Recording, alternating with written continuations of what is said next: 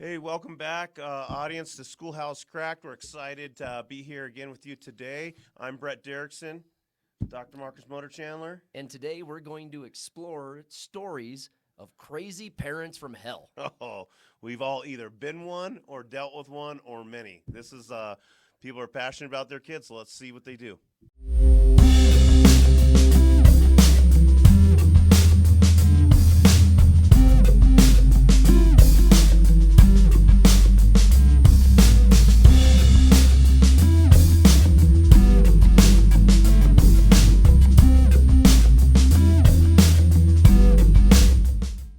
All right, we're back here at Schoolhouse Cracked. With me, as always, is Mr. Brett Derickson, current administrator, somebody who's invested and cares about kids, parents, the community, and the teachers he works with, but also somebody who has dealt with the occasional crazy parent from hell. Absolutely. Yeah. With me is Dr. Marcus Motor Chandler. He's working right now in higher ed as a professor, teaching professor, but as a school counselor for most of your career, you've really dealt with some very fired up, crazy and passionate, not just from the like surreal and goofy and off the wall, but the entrenched in their child and in dealing with heavy stuff, especially as you help them get on from high school and move on into the world. Yeah, so we kind of have a big spectrum here, and we know that when we say crazy, we mean people who are either really invested in their kids' lives and don't always know how to go about interacting with the school in a way to advocate for their kids.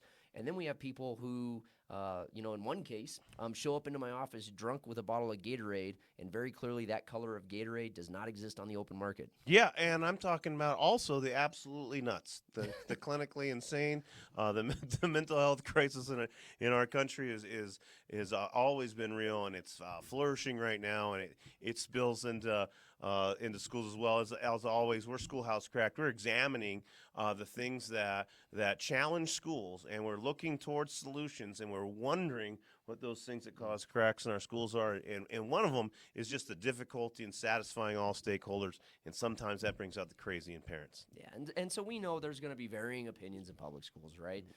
A public school, we talked about in a previous episode, kind of functions as a microcosm of society. You have people from diverse backgrounds, experiences, belief systems, and inevitably, sometimes those things don't always overlap well. Yeah.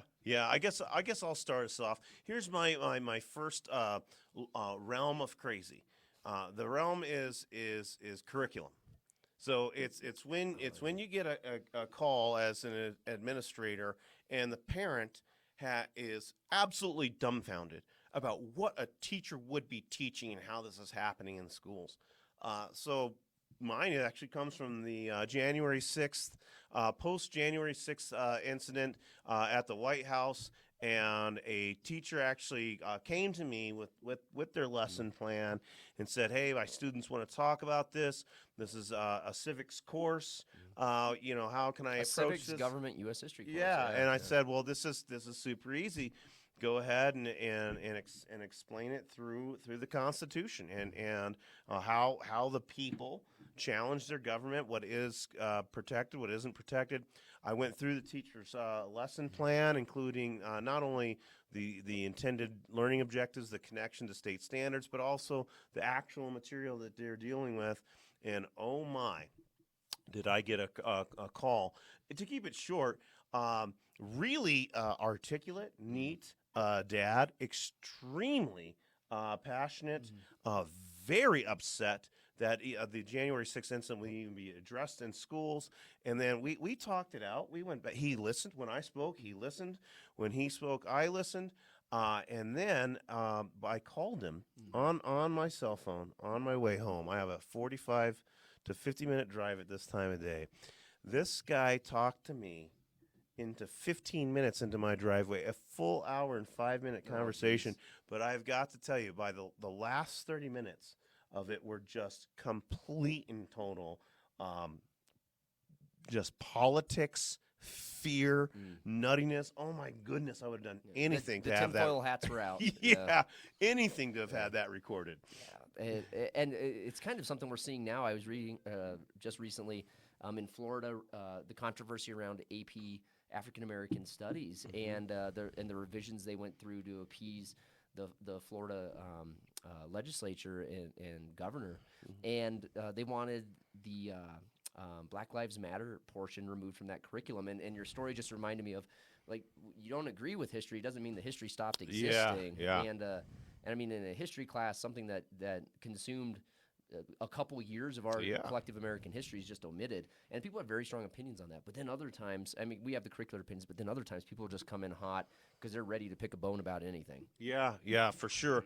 And you kind of mentioned it in our introduction. I think, we talk about we particularly in athletics, and athletics is its own realm of crazy parents. But in athletics, we have a general concept amongst schools and amongst coaches, and we talk about this with the families about what's the 24-hour rule. And the 24-hour rule is it's really nothing special, and you all probably know it. It just and means we talked about this in our high school athletics. yeah, it just means you wait 24 hours before you fire off your email or do that phone call. Like, And let me just pause. That's good advice in all situations Yeah. where you're having a strong emotional response. yeah, absolutely. And that's what the point is. The point is not to avoid addressing a challenging issue with a teacher or a coach or a school.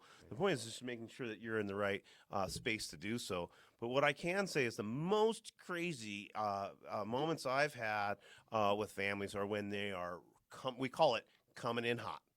And that means there's not a 24-hour rule. There's not even a 1-minute rule. It means I just got a text from my kid, and this happened, and it happened for sure. And I am physically, And I believe it 100%. yeah, and I'm physically coming into the school, and those are really difficult moments for administrators and for teachers, oftentimes for clerical staff as well. And that's I'm most glad you said importantly. that. But man, when people come in hot. Swearing, they want your job. You are the problem with the problem with whole issues. Yeah.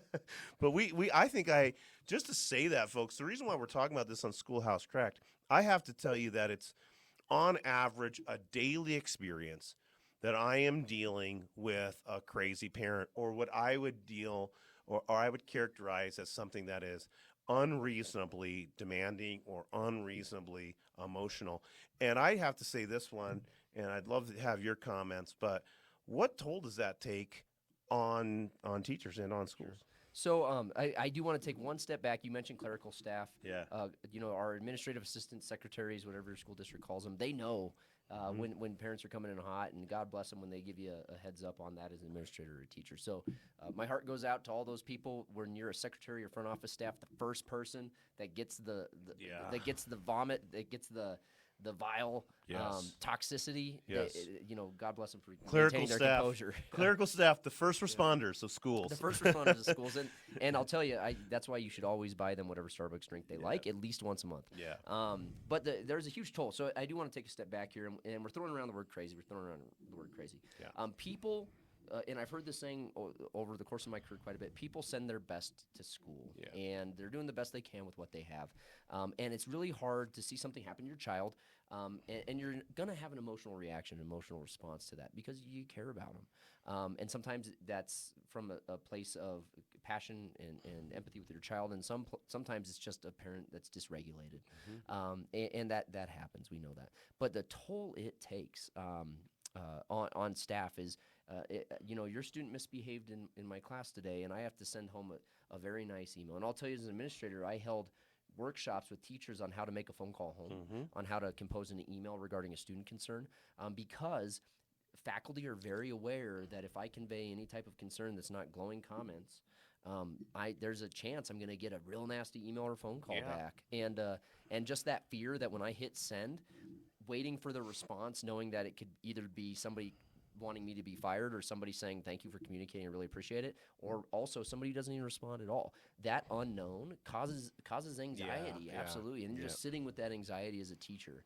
Yeah, 100%. I think I would be remiss if I didn't say, as teachers, as educators, like, we care deeply for kids. Like when we plan, when we design, when we drive into work, we're thinking about our students, and we're thinking about them as individuals, and we care about them even if we have difficult relationships, but also, like, we're highly invested in the kids. And when we get full on criticized or blamed or I don't know, just swearing or raised voices, it's not the same as road rage. Hmm. It's really feeling like you're getting called out, almost like you were a bad uncle, or a terrible like step parent, or there's this kind of idea that we are surrogate parents for these children while they're at our schools, and when our families are so upset with us, and as a result, that subsequently that means that their kids or don't feel safe or don't feel respected or don't feel loved or don't feel like they're learning. That's a really tough emotion. That's one that I'm not sure that all professions deal with at that level of intimacy, for lack of a better term. Yeah, absolutely. And you mentioned a comment about swearing. I used to love when a parent swore at me, Yeah. because what's the line we use when a parent swears at us in public schools? I'm sorry, ma'am. I'm sorry, sir. Yeah. If you're going to use that language in this conversation, I think we're going to have to end this conversation, reconvene maybe tomorrow Yeah. or next week, Yeah. until you're in a place where you're maybe more fully able to communicate your concerns. Yeah. And that kills a conversation so quickly, Yeah. or it escalates it quickly, and Yeah. then that gives you permission to Yeah. end that conversation. Yes. And when I would give that advice to teachers, they'd kind of perk up, like, I can hang up on a parent. It's like, Yeah. if they drop the F-bomb at you, you can hang up as long as you gave that line. Yeah, Um, absolutely. But I do have to say though that took some time for me. A lot of practice. Yeah, Of for practice. me to Yes. be able to deflect those. But you're right. I mean, I would be lying if I didn't say that. I really enjoyed that too, and I You're really like, oh, I get to end this conversation now. yeah, Excellent. Yeah. right. And then when they say, "Well, I didn't swear," that I know this is not. They don't tactful. realize you have a stenographer behind Right, you. but I used to love to quote them. I'm just like, well, sir, you just called me an irresponsible, neglectful motherfucker, and then when you have to like say it Yeah, back, yeah. and that it I'm has just to be, reiterating your language. Sir. yeah, like sir, that's what you just said to me. Yeah.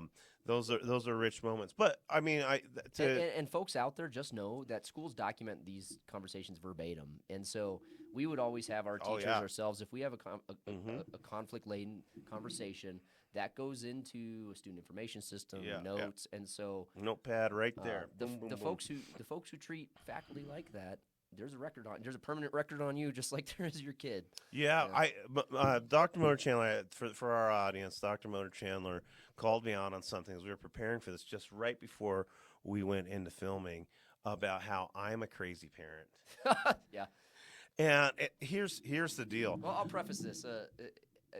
I called you a crazy parent, understanding that you were advocating for your student based off of your knowledge of instruction and education, but how the teacher or the administrator getting your emails definitely thinks you're crazy. Yeah, Yeah. for sure. And the comment is absolutely fair enough. And the point though is, I also think that it you might have called me out on that because I've shared with you some of the stories, and you're able to absorb those stories, knowing my children, knowing my wife, knowing me, but also in your experiences as an administrator and counselor.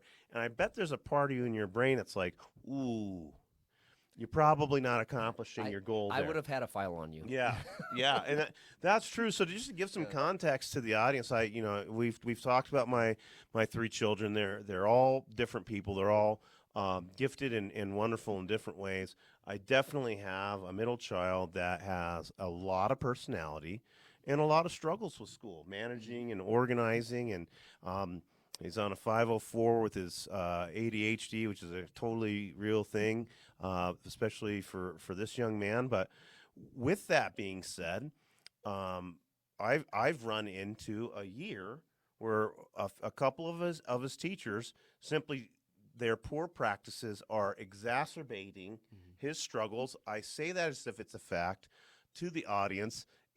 I hope it doesn't come across as a fact. That's simply my interpretation. But I have found myself for the first time, he's a sophomore, where I really feel like I've had some problems with the school, and I've had to address the school.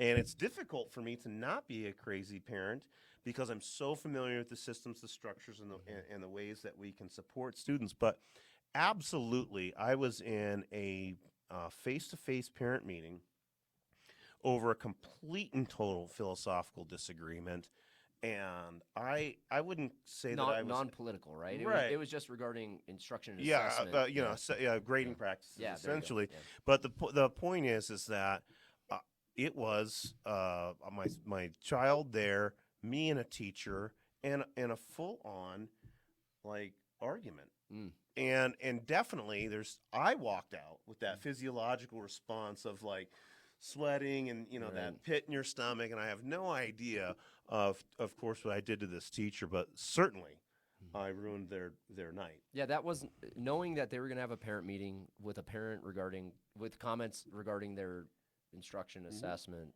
grading. That they were not looking forward to that meeting throughout the day. No. They weren't skipping down the hallways during second and third period saying, "I'm going to meet Mr. Derickson Yeah, tonight." absolutely. No, it's so we can appreciate that. Teachers, it's really challenging to have that hanging over your head. Oh, Yeah. I was terrible. I brought in paperwork with actual assessment and grading practices documentation. So I was that guy. I came in like with the folder, and then I legitimately, Which is super out of the ordinary for you because Yes. your level of documentation no, and is not great at times. well, I Yeah. can't even keep track of a folder. I have lots of folders of information. I don't know which one. I don't know how to organize. But I brought it into the correct folder, and I had these things with him. And I literally looked this poor gentleman in the eye and said, what you're doing here is educational malpractice." Like, I mean, I didn't swear, but I definitely. That's a hard comment to receive. Yeah, absolutely. You know, I'm really essentially full-fledged attacking this person's whole approach, and so I was a crazy parent. This just goes to show, though, the spectrum that we talked about at the beginning of the show, and I really appreciate your comments, and you have always put it in a context, even when we have been in situations with with terrible behaviors together. You do a really good job of wrapping around for us that no matter what we think of the child or the child's behavior, that it's their child, that the love for your child is real, and the desire for your child to have a good day or a successful time at school is emotional. Yeah, and I'll classify this, and again, through lots of being a counselor and administrator, we live in the world of conflict every day. Minute by minute is essentially conflict, minor or macro. But I would so much rather deal with a parent coming in hot because that's somebody I can strategically build an alliance with their kid, as opposed to a parent who doesn't answer the phone, doesn't return an email, doesn't come to the school. Yeah, and that's very wise, and I appreciate that. I just want to flip it on to the other side. If we've got parents in the audience, like a lot of these conversations where I talk, and I don't like the fact that necessarily the language of crazy is insensitive, but that's how we talk sometimes, to be honest. But the truth of the matter is when a parent comes in hot and hasn't given themselves a 24-hour rule and hasn't collected themselves, at the end of the day, the person that's the most embarrassed is the kid. Is the is child. The kid. Yeah. Absolutely. Yeah. So whether it's the parent in the stands that is refereeing the referee or coaching the coach, or whether or not you feel like the classic is my child would never do that, or I know my child. But the point is when your emotion impacts the teacher or the educator, you're essentially hurting their connection with the kid. The only person that gets the most embarrassed or the most hurt is your own child. Right.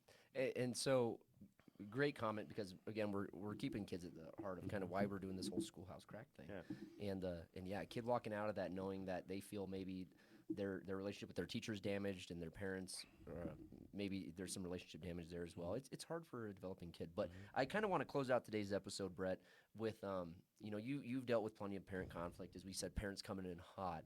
What was one time where a parent came in hot and you just sat there and thought, what the F? Or you couldn't keep your composure, or you're looking for the candid cameras because somebody's playing a prank on you. Yeah, absolutely. Thank you for letting me have the opportunity to tell this story. No, man, you would know this family. You were a principal. Okay. You had left. This was the year that I was at the high school without you. But we had a student who we call them frequent flyers, and maybe that's insensitive too. But this is a young man whose behaviors were related to bringing in drugs to school or being intoxicated or violence, things that A are, lot of serious things yeah, going things on that are that need absolutely, support, and yeah, you kind of want to and they, help the kid, but yeah, and you also have to protect your school. And this was one of those. This kid walks by with a friend, and looks into a classroom at a female student. This is a young man, and he flashes a number of hand signals. I guess we would call them gang signs. Maybe that was a generalization, but it ends with a very violent symbol of shooting a gun at the student. The student was something terrified. that has to be addressed. Right, and so we go to deal with discipline for the student, and the parents are coming in hot. They are parents that we know, and I'm in a closed, very small room by myself with two parents whom I'm explaining that this is an actual threat, that this is in itself an act of violence, and it's one that I will be actually reporting, to the police. And the father gets in my face and starts throwing signs, at my face and swearing intensely. And I literally, and it didn't happen, but I literally thought I was going to have to fight my way Out of your own office? Yeah, out of my own office. Luckily, another administrator walked by and came in. Just their physical presence, kind of a 2-on-2 type of thing, kind of pushed things back. And then our school SRO did come in and de-escalate the situation. But honestly, if it wasn't for those people walking by, I literally think, and I think there are stories out there in the media that are true, where people have really actually flown completely off the handle. Yeah, absolutely. So mine never got to that level of like physical concern, but when I was a counselor, we as counselors, you sometimes have to call home, not because anything bad's going on, but there's kind of maybe a general concern and just regarding health and hygiene. We would call them hygiene calls. Yeah. So I called a mom to convey. And this is at the high school level. So this is, I believe, a 15 or 16-year-old at the time, but just concerned and had met with the student, had a great relationship with the student, and provided some services and offered some services around ability to use the laundry room at our school, the showers at our school, provide hygiene products. So really trying to be careful and mindful of this young lady's needs, and brought in a female colleague to kind of help smooth that over, and really cared about the kid. And we were just concerned maybe not. Wasn't receiving the ability to take care of herself, hygiene needs. Yeah. And so we had done that, and the problem continued for weeks and weeks and weeks, and it was becoming problematic. Other students were speaking to administrators, teachers were notifying us of their concerns, and so I couldn't get a hold of mom. So finally, she just comes in one day, comes in hot, and I just remember saying, "Ma'am, we just had some concerns, and we really tried to set your daughter up for some success and provide some resources, some services, some free products. And she's the only one who knows about this. We kept it confidential. Yep. We wanted to be respectful and mindful of that for that young woman." Just pause for a second. How was the young lady handling that process? Was she handling it with dignity, or did she feel supported, or? I would say just kind of oblivious, Okay. like not internalizing any of it negatively, not feeling targeted, just kind of oblivious. And the mom comes in hot in front of the entire counseling center, like Oh my. 3 administrative assistants, 2 registrars, administrator, 7 other counselors. Yeah. Starts lighting into me, and I hadn't even had a chance to get her into my office from the front desk. Yeah. And she said, "How dare you? I got more things to do than make sure my 16-year-old daughter's taking showers," and just starts lighting into me. And I just say, "Ma'am, come into my office. I'm just really concerned that we're missing an opportunity to support your daughter here." Yeah. And then she finally flies off the handle, and this is when I couldn't keep my composure. I'm a young counselor, and she says, "This is asinine. I'm going to call my representative. I'm going to call my senator. I'm calling the governor. I'm calling Obama." And at this point, it's so out of hand, and I feel bad saying this, but my only response at the time was, "If you can get a hold of him, I got a lot of comments on teacher pay." And she flipped me off in my face and stormed right back out. Oh man. And in hindsight, was that a funny comment? Absolutely, because the 10 people in that office laughed. Was it helpful to my relationship with that mom? Absolutely not. And so we know, folks, it's a spectrum, right? But if you're a parent like Brett said, remember that 24-hour rule. We don't want to engage with folks when they're in a heightened emotional state. And we do know that people are trying their best, and they're really, it's coming from a place to care about their kids. Yeah, absolutely. And the last thing I'll say is there any chance we can get former President Obama on our show? Like, do you? Mr. President, if you are watching, we would love to have you on your show in response to the hygiene needs of a 16-year-old 14 years ago. Otherwise, I think Barack Obama and Michelle Obama would love Schoolhouse Crack, though. I'm being honest with it's you. interesting you say that because Michelle Obama had actually come to our school twice when I was there. Yeah, and a wonderful woman, really invested in the public education system. Less so regarding, again, the hygiene needs of a 14-year-old. Well, I think she's concerned. I think that she just didn't bring it up publicly. Oh, okay.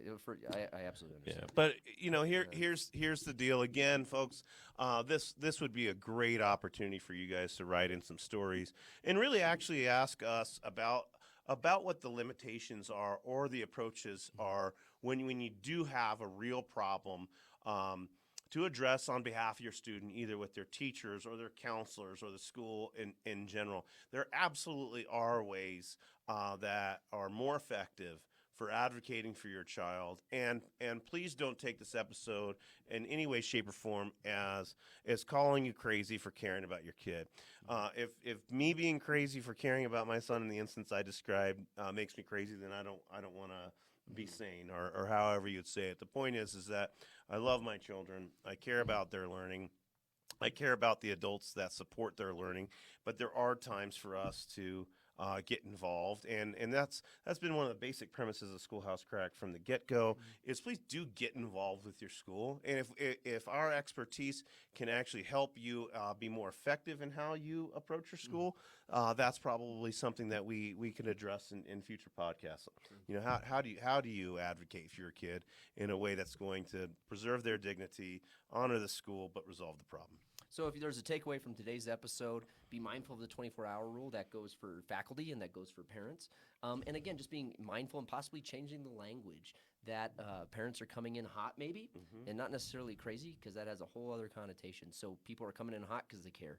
Yeah. So as always, be sure to subscribe to our YouTube channel. Comment below. Have you been a parent coming in hot? Have you been a teacher that has experienced a parent coming in hot? Find us on Facebook, Instagram. Download us on all your favorite podcast channels. Send us your thoughts, comments, and feedback at schoolhousecracked@gmail.com, and we will see you in our next episode. Take care.